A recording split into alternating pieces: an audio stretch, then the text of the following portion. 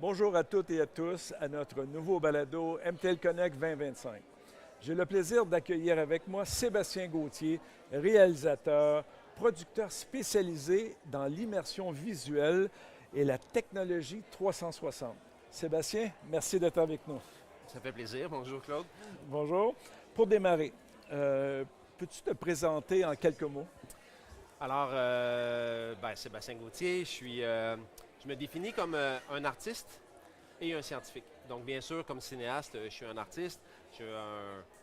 J'étais adolescent, j'étais déjà passionné par la photographie. À 16 ans, j'étais photographe pour le journal local. Là. Je photographiais les vols de dépanneurs puis les maisons qui passaient au feu, mais ce n'était pas nécessairement de l'art, mais ça m'a permis quand même là, de développer une connivence avec les gens, tout ça. Donc, j'étais passionné par ça. Donc, je suis un artiste, mais je suis aussi un scientifique. Donc, j'ai étudié la physique à l'Université de Montréal. Et quand j'étais jeune, j'étais émerveillé par Jacques Cousteau, Carl Sagan, là, ceux de notre âge et plus vont se souvenir d'eux. Donc eux, ce qu'ils avaient en commun, c'est que c'était des grands vulgarisateurs. Jacques Cousteau a filmé les mers, nous a montré ça comme personne avant. Et moi, je me suis dit, je veux faire comme eux plus tard. Donc j'ai pris la voie de la science. Mais pour moi, la science, donc un artiste et un scientifique, en deux mots, mais pour moi, la science, je vois la science comme la musique. Là, j'avais une présentation tout à l'heure, j'en parlais. C'est-à-dire qu'on peut aimer la musique sans jouer d'un instrument ou lire d'une partition. Alors, je pense qu'on peut aimer la science aussi sans nécessairement faire de la mathématique ou de la géométrie. Donc, moi, j'allie ça ensemble. Et pour véhiculer tout l'émerveillement que moi, je sens quand je pense à la science ou que je vois la nature, les aurores boréales, les glaciers, les montagnes, mais il n'y a rien de mieux que l'art pour véhiculer l'émotion. Alors, je mélange les deux ensemble, art et science. Mais tu combines un peu plus que les arts. Tu combines, tu mélanges le cinéma, Ouais. les sciences et l'immersion visuelle. Exactement. Comment est-ce que tu en es arrivé là? Ben, pour moi, c'est un peu la consécration parce que le cinéma, c'est un art qui est transdisciplinaire. Hein. On a Oui. la photographie, la musique, il y a le jeu, évidemment. Vous avez le maquillage, les décors, la couleur, la lumière, etc. Et moi, je suis né à Matagami, sur le territoire de la baie James, qui Oui. est Grand Nord. quasiment dans le Grand Nord. Oui. Et c'est les grands espaces. Donc, moi, j'ai baigné là-dedans. J'étais dans un environnement immersif. Et moi, j'aimais le cinéma à la Ben-Hur ou à la Stanley Kubrick avec 2000 ans l'Odyssée de l'espace, très, très, très large. Et quand le cinéma IMAX est apparu, je voyais ça. Le contenu, des fois, ça parlait de panda, des fois, ça parlait de girafe, des fois, c'était les Rolling Stones, mais c'était incroyable. Et je me suis dit, ce médium-là, et me semble, ça me parle. Et puis après, j'ai commencé à faire du dôme. Et là, le dôme, c'est comme le IMAX ultime. Et pour moi, c'est compatible avec la vision. Moi, quand j'expérimente la nature. Et en fait, la raison pour laquelle nos documentaires sont rectangulaires, c'est beaucoup de limitations techniques, en fait. L'homme préhistorique, la femme préhistorique, dans les peintures, dans les grottes, c'est pas dans un cadre, c'est toute la grotte. Donc, c'est un peu un retour aux sources, en quelque sorte. Tout à fait.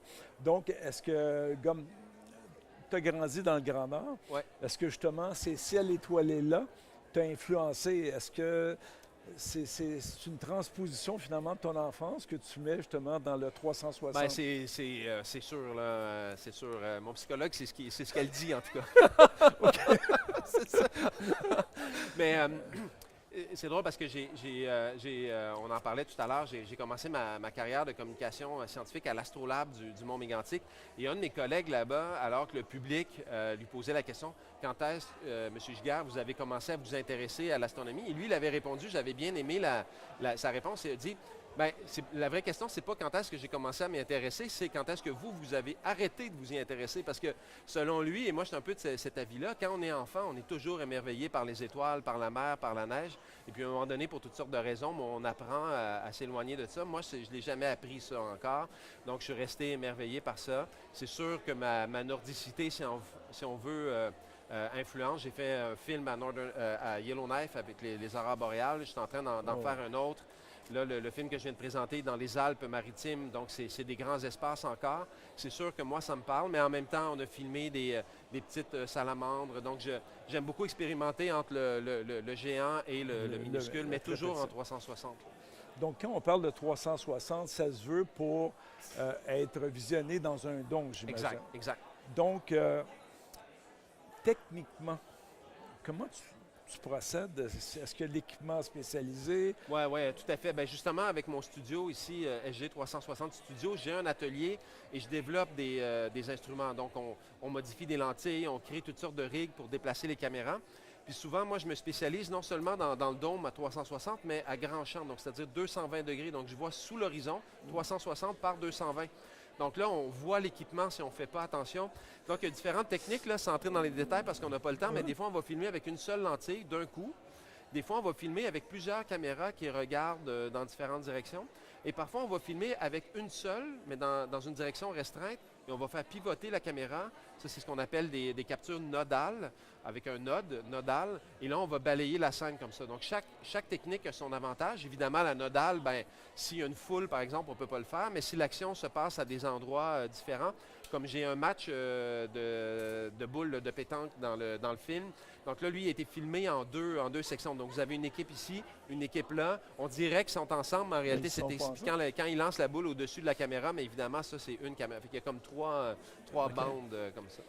Évidemment, tu es à MTL Connect, tu connais le thème Révolution. On parle de IA, de transition numérique. Comment cette transition numérique se concrétise chez toi dans les films 360? Bien, il y aurait plusieurs choses à dire, mais quand j'étais jeune adulte, avant d'aller à l'université, bon, j'étais au cégep. Au cégep, ici, qui est comme entre l'école secondaire et l'université, pour ceux qui nous écoutent en international. Donc, on a 17 ans environ quand on est au cégep. Donc, j'avais des cours de sciences, mais j'avais des cours de cinéma aussi. Et à l'époque, le cinéma, c'était soit en pellicule, et ça coûtait très cher. Là, on est dans les années 80. Ou avec des petites caméras vidéo, mais la qualité n'était pas là. Moi, la révolution numérique, elle m'a permis de faire du cinéma parce que sinon, il aurait fallu que je passe toute ma carrière en cinéma, que je sois assistant sur un plateau, puis que je monte pour pouvoir avoir la pellicule qui coûte des milliers de dollars la minute. Alors, le numérique, moi, c'est plus qu'une révolution, ça m'a permis d'exister. Donc, ça m'a permis, parce que j'ai toujours été bon avec les technologies. Et maintenant, bon, c'est une lame à deux tranchants, mais maintenant, les gens peuvent faire des albums de musique dans leur sous-sol, peuvent faire des films. C'est sûr que la qualité n'est pas toujours là. Moi, je vise les grands dômes, les grandes institutions, la très grande qualité. Donc, j'ai quand même des caméras qui coûtent des dizaines, des centaines de milliers de dollars, mais malgré tout, tout le workflow m'a été accessible. J'ai pu me familiariser avec ça. Donc, ça permet à des créateurs comme moi qui, dans le temps de l'analogue, finalement, il fallait être avec l'Office national du film, avec un studio de cinéma. C'était très difficile. Donc ça permet ça. Ensuite, maintenant, toute la distribution, on est de plus en plus capable. Au début, je me battais pour faire du 8K. Maintenant, on travaille sur des productions de 15K. Donc, c'est 15 000 pixels par 15 000 pixels. 15 000. Oui, 60 images par seconde, puis il y en a même en stéréo. Là. Donc, c'est énorme. C'est un autre monde. Là. Question stupide. C'est quoi le poids d'une image 15K? Ah, d'une image 15K, ben, je ne l'ai pas calculé, mais ça doit être environ presque un gig du frame, là, facilement. Oui, c'est ça. C'est ça. Excellent, wow. C'est incroyable. Donc, évidemment, on parle beaucoup d'intelligence artificielle. Est-ce que l'intelligence artificielle va impacter les récits immersifs? Oui, c'est clair. Déjà, moi, j'utilise très peu l'intelligence artificielle pour le final, mais je l'utilise dans les étapes de production. Moi, quand j'écris le film, j'écris jusqu'à la fin. Donc, je vais enregistrer une fois que le film est terminé. Okay. Et avec l'équipe de montage, les musiciens, tout ça, c'est en constante évolution. Et c'est seulement à la fin qu'on va enregistrer la narration. Mais tout au long du processus, avant, j'engageais des narrateurs sur Fiverr, entre autres, des pigistes là, que je trouvais un peu partout dans le monde, juste pour avoir une piste guide, là, un guide track, juste pour que ça aide au montage. Bon, mais maintenant, évidemment, c'est la voix AI qui a remplacé ça.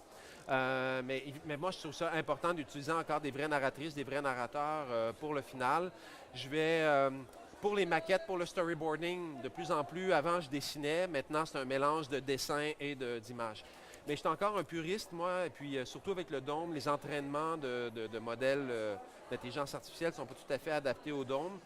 Moi, j'ai l'impression que je vais rester longtemps, le plus possible, en caméra. Je m'oppose même aux images de synthèse, j'en fais le moins possible. Okay, c'est certain que quand je suis dans l'espace, c'est des images de difficile. synthèse, mais les clients disent « Ah, la petite salamandre, tu pourrais la faire par ordinateur, ça coûterait moins cher. » Je dis « Oui, mais les rides, ils ne seraient pas pareils. » Mais Donc, tu utilises pour les outils. Est-ce que tu vois un outil qui peut apparaître dans le futur qui va vraiment révolutionner ce que tu fais présentement?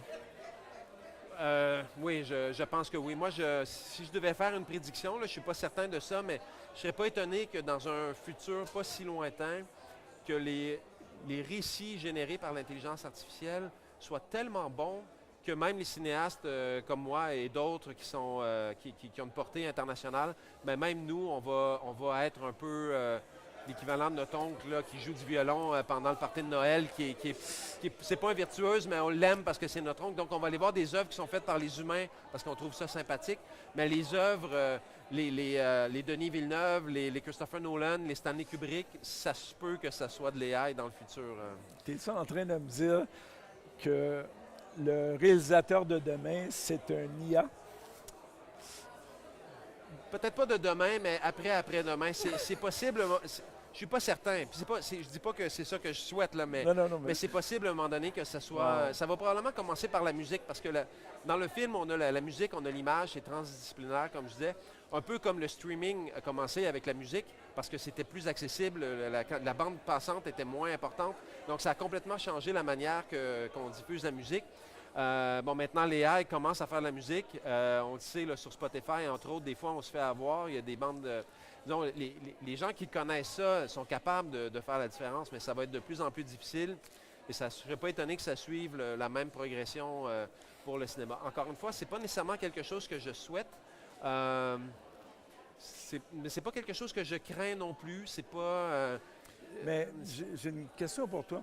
Parce que l'IA, on s'entend, ne réinvente pas la roue. Non. Il va recombiner les artefacts existants. C'est ça. Donc, si le réalisateur devient une IA, ça va être un peu remâché. Oui.